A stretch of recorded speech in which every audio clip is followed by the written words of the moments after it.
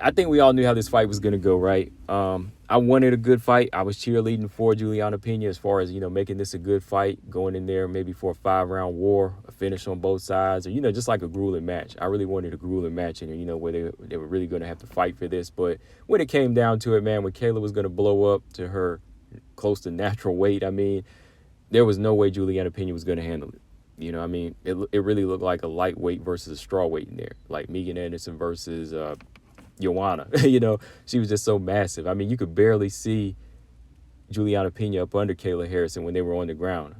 So just factoring that size and strength in, and Julianna Pena's lack of strategy and technique on the feet, and again, just being undersized. This was how the fight was going to go. Right here in this picture, this was how the fight went the whole time. Kayla Harrison just had to get her paws on Julianna Pena, and it was going to be a wrap. It was going to be a wrap from there, and that's what it was. Second round finish via Kimura for Kayla Harrison. I mean, overall, man, like, Julianna Pena just changing into a striker overnight was not going to happen. That's why I could not pick her. I could just not pick. I mean, fan pick, yeah. Like I said, I wanted a good fight, but as far as just going in there and beating somebody this big and this strong right now that's on a tear, I just couldn't see it happen. Julianna Pena just doesn't have the lateral movement. She just doesn't have the commitment to a jab, and she was just too small. Too small, man. Had Julianna Pena had some size, maybe if she was like Ketlin Vieira's size, yeah, she could definitely win this fight because, she was big and she had the heart and the dog. Oh, yeah, she would definitely hurt Kayla. She could definitely hurt Kayla and get Kayla's respect, But overall, man, Kayla just knew there was no takedown threat. There was no striking threat. She just did whatever she wanted to do, just muscled her way in after a few strike exchanges. Like I was saying, Julianna Pena didn't really commit to her long jab. Even though she had the longer reach here, she didn't really want to overextend because she had to worry about being taken down or being muscled to the ground, right? Eventually it was going to happen, so I think, you got to take chances. But, she just didn't really have any type of strategy on the feet. Kayla overall, she just looked better in the striking department because she didn't have to really worry about being taken down, so she was able to throw out a few shots, land a few shots here and there. But where she really looked good was on the ground, just bolting her way in and body locking Pena to the cage. I will give Pena credit, though. Like, Pena's wrestling is what kind of saved her from being taken down so fast in the first round, because when her back was to the cage, she was doing her best to stay on her feet and kind of defend the takedown and muscle Kayla back. But you could see it was really taking a lot of energy out of her, just fighting to get one underhook. She couldn't even really get any knees in or any elbows, no leverage, because most of the time on the cage was just spent, trying to defend the takedown till eventually Kayla just had that burst of energy and peeled her off the cage and put her on her back. But again, Pena was trying to work off her back like she usually does, trying to throw up some elbows, but couldn't really get it done because Kayla's so big. She had to worry about those powerful elbows coming down. So her strategy was to hold on, pull Kayla in, which worked, keep her in a closed guard, and just kind of hold on to her tight till eventually Kayla broke through.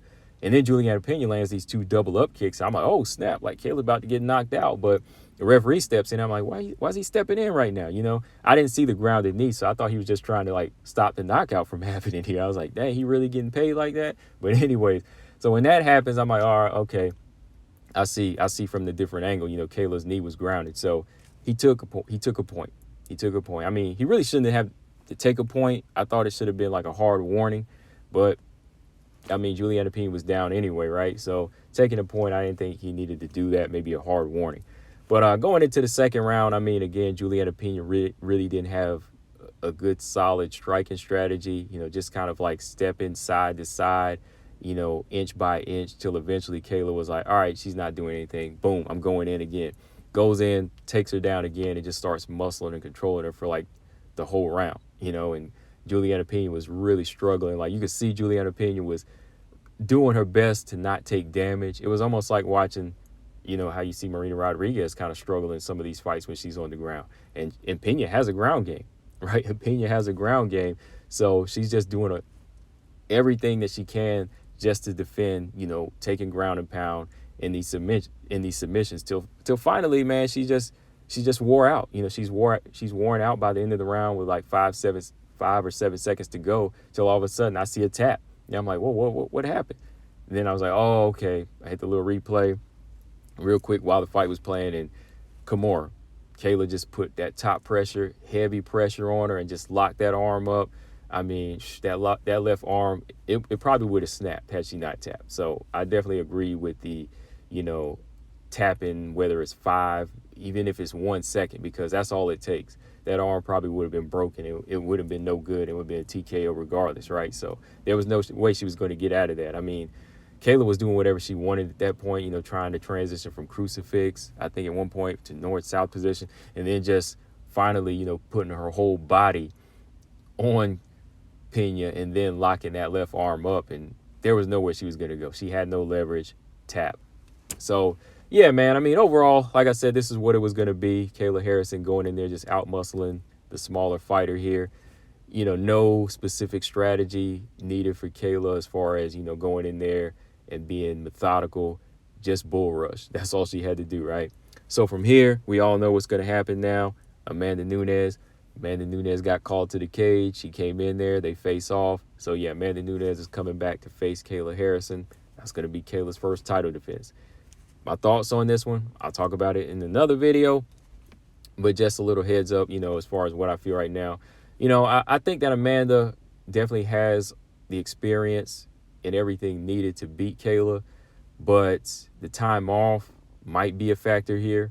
The cage rust might be a thing. Because even though she's been training and trying to stay close to weight and stay in shape, this is going to be a rough fight because, again, Kayla, when she's turned on and knowing that she's gifted in certain elements and just being physically gifted, she knows how to use that. She knows how to use that to her advantage. So, this is going to be a fight where an Amanda who's been off for 2 years can't sleep on this fight.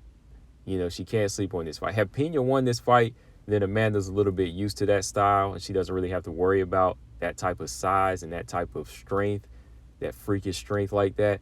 She could come back in there and fight Pena a third time had Pena won. But this being Kayla Harrison, I'm going to be real. Yeah, Amanda's got her beat on experience and everything else as far as just style and, technique and all of that. But, again, Kayla knows how to use that body. She knows how to use that body. So Amanda's got to be ready. But as far as do I want this fight, hey, I'm going to watch it. But we'll talk more about it later, guys. What did y'all think of the fight? Combo Breaker 99. I'm out. Subscribe. Peace.